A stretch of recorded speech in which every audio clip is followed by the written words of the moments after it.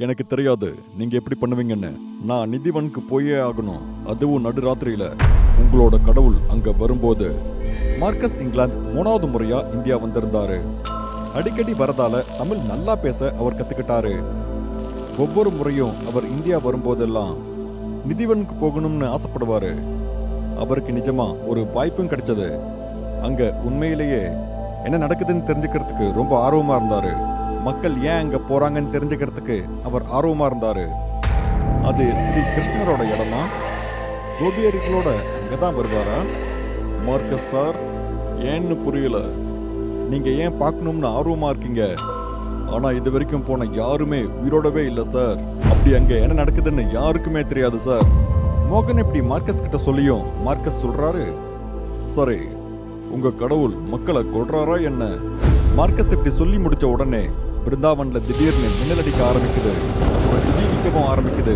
அப்ப மோகன் அப்படியே வானத்தை பார்த்து பேசுறாரு, ராதே ராதே, இவரை மன்னிச்சிருங்க, உங்க லீலையே இவருக்கு புரியல. ஐயோ மார்க்கஸ் சார், எங்க கடவுள் யாரையும் கொல்ல மாட்டார் சார். அவரை பார்க்குற ஆசையில யாராவது நிதிவனுக்கு போனாங்கன்னா அங்க ரொம்ப பிரகாசமா இருக்கும் சார். வெறும் கண்ணால யாராலையும் பார்க்கவே முடியாது. அதனால அவங்களுக்கு கண்ணு போயிடும் சார். கடவுளை யாராவது பார்த்தா அவங்க முக்தி அடைஞ்சிருவாங்க சார். மோகனோட வார்த்தையை கேட்டு மார்க்கஸ் ரொம்ப டென்ஷன் ஆகுறாரு. அப்புறம் கோவமா சொல்றாரு, மோகன், நான் கடந்த 3 வருஷங்களா உனக்கு எவ்வளோ கொடுத்துருக்கேன். ஆனா நீ வெறும் சாக்கு மட்டும்தான் சொல்லிட்டு இருக்க. நீ இந்த முறை என்ன நிதிவனுக்கு மட்டும் கூட்டிட்டு போகலன்னு வையே, நான் உனக்கு எதுவும் கொடுக்க மாட்டேன். ஓகே, உன்னோட குழந்தைங்க பிரைவேட் ஸ்கூலுக்கு போக மாட்டாங்க, ஏதாவது பாலடைஞ்ச கவர்மெண்ட் ஸ்கூலுக்கு தான் போவாங்க. மார்க்கஸ் சார், இது பணத்தை பத்தி இல்ல, இது உங்களோட பாதுகாப்பு பத்தினது. இப்பயும் கூட நீங்க போக ஆசைப்பட்டா நான் உங்களுக்கு ஒன்று காட்ட ஆசைப்படுறேன், வாங்க. மோகன் இப்படி சொன்னதுக்கு அப்புறம் மார்க்கஸ் கார்ல போய் உட்காந்துக்கிட்டு அவங்க இருக்கிற அந்த அவுட்டர் ரோட்ல இருந்து நேரா பிருந்தாவன் நோக்கி போறாங்க. கார்ல இருந்து இறங்கின மோகன் அமைதியா இருக்கிற அந்த இடத்துல மார்க்கஸை கூட்டிக்கிட்டு தெருவில் நடந்து போறாரு. மோகன், என்னை எங்க கூட்டிட்டு போற? நாம எதுக்கு இங்க வந்திருக்கோம்? எனக்கு தெரியும் சார், என் கூட வாங்க சார், நான் உங்களுக்கு ஒன்று காட்டுறேன். இப்படி சொல்லிட்டு மோகன் மார்க்கஸை ஒரு வீட்டுக்குள்ள கூட்டிட்டு போறாரு. அங்க ஒரு மனுஷன் ஓரமா உட்காந்துக்கிட்டு இருக்காரு. ராதே ராதே சுர்தாஸ் ஜி, இது மார்க்கஸ் சார், இங்கிலாந்துல இருந்து வந்திருக்காரு. இவர் நிதிவனுக்கு போக ஆசைப்படுறாரு. ராதே ராதே, இது நல்ல விஷயம். காலையில அங்க போய் பார்த்தா துளசி கொடிகள் எல்லாம் படர்ந்திருக்கும். அந்த அருமையான இடத்துல கிருஷ்ணர் கோபியர்களோட அழகா உருவெடுக்கிறதா சொல்லுவாங்க. பகல்ல நான் நைட்ல போறதுக்கு ஆசைப்படுறேன். மார்க்கஸ் அப்படி சொல்லி முடிச்ச உடனே சூர்தாஸ் அவரோட தலையில போட்டிருந்த துணியை எடுத்து அவரோட முழு உருவத்தையும் அவங்க எல்லார்கிட்டையும் காண்பிக்கிறாரு. அதை பார்த்த மார்க்கஸ் அப்படியே நடுநடுங்கி போறாரு. சூர்தாஸோட முகம் பார்க்கறதுக்கு ரொம்ப பயங்கரமா இருந்தது. அவருக்கு கண் இருக்க வேண்டிய அந்த இடத்துல கருப்பா ஓட்டையா இருந்தது. முகமும் ரொம்ப சுருங்கி போயிருந்தது. அது வந்து உங்க கண்ணுக்கு என்னாச்சு? நான் அறிவில்லாத முட்டாள் மாதிரி கடவுளை பார்க்க போனேன். ஆனா என்னோட சாதாரண கண்ணால கடவுளோட மகிமையை என்னால பார்க்க முடியல. சூர்தாஸ் இப்படி சொன்ன உடனே மார்க்க சத்தமா சிரிச்சிட்டு அப்புறம் சொல்றாரு, என்ன எல்லாரும் பொய் சொல்லிட்டு இருக்கீங்களா? மக்களை முட்டாளாக்கிட்டு இருக்கீங்க. இந்த முட்டாள்தனத்தை நிறுத்திட்டு என்ன ஒழுங்கா நிதிவனுக்கு கூட்டிட்டு போங்க. நான் சொல்றத கேளுங்க, அங்க போகாதீங்க. நீங்க அங்க போனீங்கன்னா உங்க நிலைமை ரொம்ப மோசமாயிடும். ராதே ராதே. சூர்தாஸ் அவ்வளோ சொல்லியும் மார்க்கஸ் எதையும் கேட்கல. அப்புறம் மோகன் கிட்ட வந்து நிதிவனுக்கு போயே ஆகணும்னு அடம் பிடிக்கிறாரு. மோகனும் மார்க்கஸ் கிட்ட எவ்வளவோ எடுத்து சொல்லி முயற்சி பண்றாரு. ஆனா மார்க்கஸ் எதையும் கேட்கறதுக்கு தயாரா இல்ல. இனி என்ன நடந்தாலும் உங்க பொறுப்பு அப்படின்னு மோகன் சொல்லிடுறாரு. அப்புறம் நிதிவனுக்கு போறதுக்கு ஒரு ஆளை மோகன் மார்க்கஸ் கிட்ட அறிமுகப்படுத்துறாரு. மார்க்கஸ் அவர்கிட்ட பேசுறதுக்கு முயற்சி பண்றாரு. அவர் வாயிலிருந்து ராதே ராதே அப்படிங்கிற வார்த்தையை தவிர வேற எதுவுமே வரல. அவர் கடவுளுக்கு தன்னை முழுசா அர்ப்பணிச்சிருந்தாரு. இது எல்லாத்தையும் பார்த்ததுக்கு அப்புறம் மார்க்கஸ் நிதிவனுக்கு போயே ஆகணும்னு அடம் பிடிச்சாரு. மோகன், நீ இப்படி பண்றத நிறுத்து. அது ஒன்றும் பேய் இடம் இல்ல. உங்க ஆளுங்க இவ்வளோ சொல்லியும் கூட எனக்கு உங்க கடவுளை பார்க்கணும்னு ஆசையா இருக்கு. எனக்கு உங்க கடவுள் மேல ரொம்ப நம்பிக்கை இருக்கு. உண்மையிலே அவர் இந்த உலகத்துக்கு வருவார்னா நான் அவரை பார்த்தாகணும். என்னை கூட்டிட்டு போங்க. இந்தாங்க என் ஏடிஎம் கார்டை கூட எடுத்துக்கோங்க. எனக்கு எங்க ஏதாவது ஆச்சுன்னா இந்த ஏடிஎம் கார்டு உங்களோடது. மார்க்கஸ் கிட்ட நிறைய பணம் இருக்கு அப்படிங்கிறது மோகனுக்கு ஏற்கனவே தெரியும். இருந்தாலும் அந்த காடை வாங்குறதுக்கு மோகன் தயங்கினாரு. ஆனா எப்படியோ கடைசியில மோகன் ஒத்துக்கிட்டாரு. அப்புறம் அடுத்த நாள் சாயங்காலம் மார்க்கஸ் அவரு நிதிவனுக்கு கூட்டிட்டு போறாரு. அங்க பக்தர்கள் கூட்டம் ரொம்ப அதிகமா இருந்தது. ஆனா மெதுவா சாயங்காலம் ஆனதும் அங்க வந்திருந்த பக்தர்களை பண்டித் வெளியே போக சொல்லிக்கிட்டு இருந்தாரு. ராதே ராதே பக்தர்களே, எல்லாரும் இப்ப கிளம்புங்க. நாளைக்கு காலையில் தான் நிதிவன் கதவை திறப்பாங்க. பண்டித் இப்படி சொன்ன உடனே எல்லாரும் வெளியே போக ஆரம்பிச்சாங்க. அந்த நிதிவன்ல யாராவது மறைஞ்சிருந்தாலும் அவங்கள பண்டித் வெளியே போக சொல்லிட்டு இருந்தாரு. அப்போ மோகன் கிட்ட மார்க்கஸ் சொல்றாரு, யாரும் கண்டுபிடிக்க முடியாத மாதிரியான இடத்துல என்ன மறைச்சிடுங்க. மார்க்கஸ் மோகன் கிட்ட இப்படி சொன்ன உடனே அவர் இவரை ஒரு மரத்துக்கு பின்னாடி ஒளிய சொல்றாரு. அப்ப பண்டித் மோகனை நோக்கி வராரு. அப்ப அந்த பண்டிட்டை பார்த்து மோகன் சொல்றாரு, ராதே ராதே பண்டிட்ஜி, இங்க யாரும் இல்ல, நான் செக் பண்ணி பார்த்துட்டேன். சரி வா, நம்மளும் போலாம். ராதே ராதே. இப்படி சொல்லிட்டு ரெண்டு பேரும் அந்த இடத்த விட்டு வெளியே போயிடுறாங்க. அப்புறம் ரெண்டு பேரும் சேர்ந்து நிதிவனோட கதவை மூடிடுறாங்க. இப்போ மார்க்கஸ் மட்டும் நிதிவன்ல தனியா இருந்தாரு. சாயங்கால நேரம் முடிய போகுது. சூரியனும் மறையுது. பறவைகள் பறந்துட்டு இருக்கு. விலங்குகள் அங்கேயும் இங்கேயும் நடமாடிட்டு இருக்கு. பூச்சியும் சிலந்தியும் அதோட வீட்டுக்கு போயிட்டு இருக்கு. காட்டுல இருக்கிற குரங்குகள் அதோட குட்டிகளை கூப்பிட்டுக்கிட்டு ஒவ்வொன்றா அதோட வீட்டுக்கு போயிட்டு இருக்கு. நிதிவன்ல இருந்த எல்லா பறவை கூட்டமும் அங்கிருந்து மறைஞ்சிருச்சு. இப்ப நிதிவன்ல யாருமே இல்லை. அங்கிருந்த எறும்புகள் கூட அதோட கூட்டுக்குள்ள நுழைஞ்சிருச்சுங்க. அப்ப திடீர்னு கதவு மூடுற சத்தம் மார்க்கஸ்க்கு ரொம்ப நல்லாவே கேக்குது. அவர் அங்கேயும் இங்கேயும் பார்க்கறாரு. நிதிவன்ல இருக்கிற எல்லா ஜன்னல்களும் அங்கிருந்த கதவு எல்லாத்தையுமே மூடிட்டாங்க.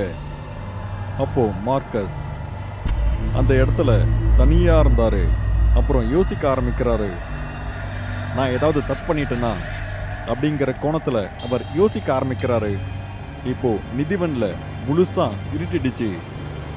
அப்போ நிதிவன்ல இருந்த மரக்கிளைகள் அசைகிற அளவு அங்க ரொம்ப அதிகமா காத்தடிக்குது. ஆனா அங்க எதுவும் நடக்கல. அங்க ஏதோ விசித்திரமா இருக்கிற மாதிரி மார்க்கஸ் உணர ஆரம்பிக்கிறாரு.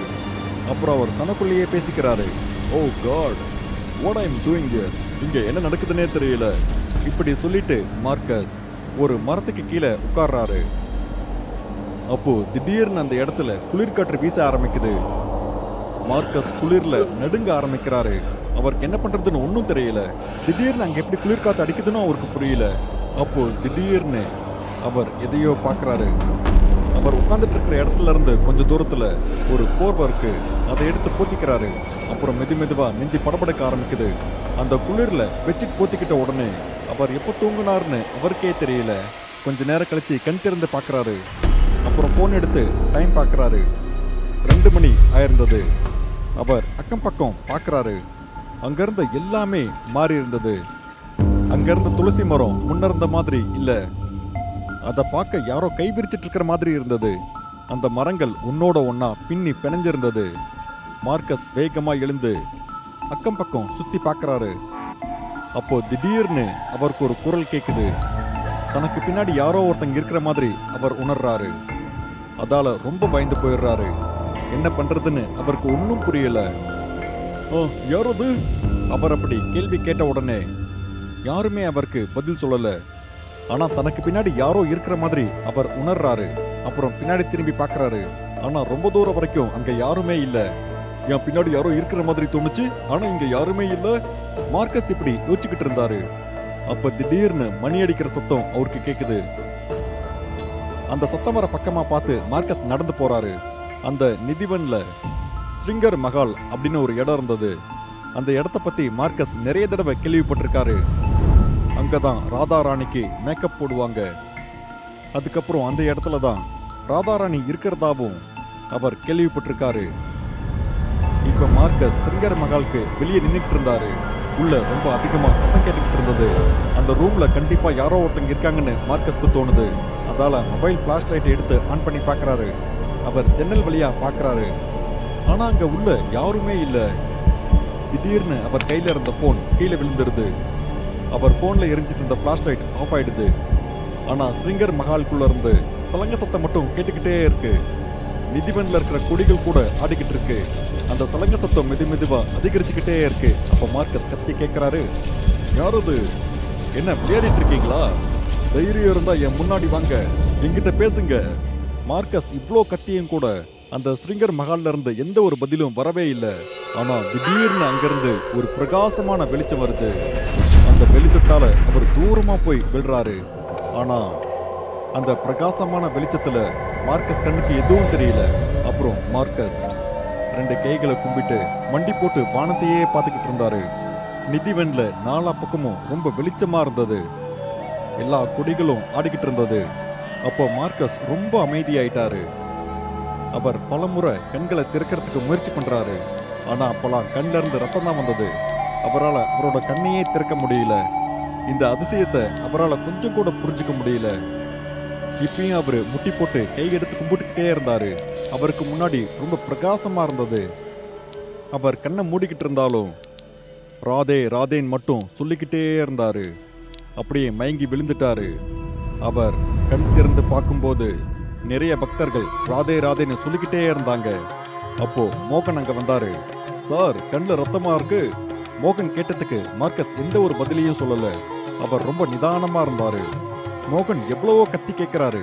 ஆனா மார்க்கஸ் எப்படி இவ்வளோ அமைதியானார்னு அவருக்கு ஒன்றும் புரியல. அவரால் அதை புரிஞ்சுக்கவும் முடியல. மோகன் மார்க்கஸ் கிட்ட மறுபடியும் கேட்டுக்கிட்டு இருக்காரு. மறுபடியும் மோகன் சொல்றாரு, இந்தாங்க மார்க்கஸ் சார், உங்களோட கார்டு.